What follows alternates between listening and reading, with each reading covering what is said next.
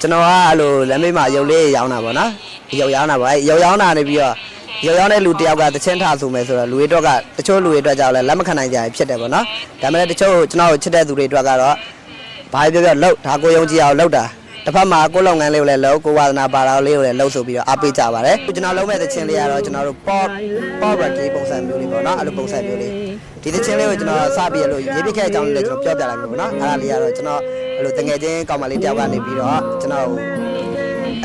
စမ်းရေးခိုင်းတာပေါ့သူကြိုက်နေတဲ့ကောင်လေးတယောက်ရှိရဲ့တဲ့အဲ့ကောင်လေးကြောင့်တချင်းလေးရေးပေးပါပေါ့အဲ့ရနေပြီးတော့ကျွန်တော်ရေးပေးပြရနေပြီးတော့ဒီတချင်းလေးဖြစ်လာတာပါလို့တွန်ရုပ်ပညာကိုလည်းကျွန်တော်ချစ်တယ်ဒါကတော့ကျွန်တော်ဖေကအမွေပေးခဲ့တဲ့ပညာပေါ့နော်အဲ့အတွက်ဒီဟာလေးကိုလည်းကျွန်တော်ဆက်လုပ်မယ်ဒါပေမဲ့အခွင့်အရေးပေါ့ကျွန်တော်အခွင့်အရေးသလိုကျွန်တော်တချင်းလေးကိုလည်းဖန်တီးချင်ပါတယ်ဘာလို့လဲဆိုတော့ကျွန်တော်အရန်ယူသွတ်တဲ့ရာဖြစ်တဲ့အတွက်မအောင်မြင်တော့မှကျွန်တော်မှတ်တိုင်တစ်ခုအနေနဲ့အဲ့လိုမျိုး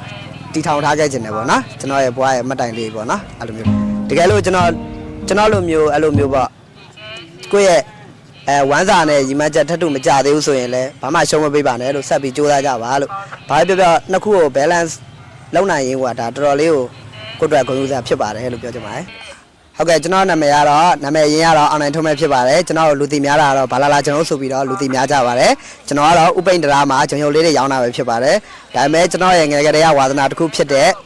တချင်းလေးတွေဆိုတာကိုလည်းကျွန်တော်အရန်ဝါသနာပါပါတယ်ဟုတ်ကဲ့အားလုံးကျေးဇူးတင်ပါတယ်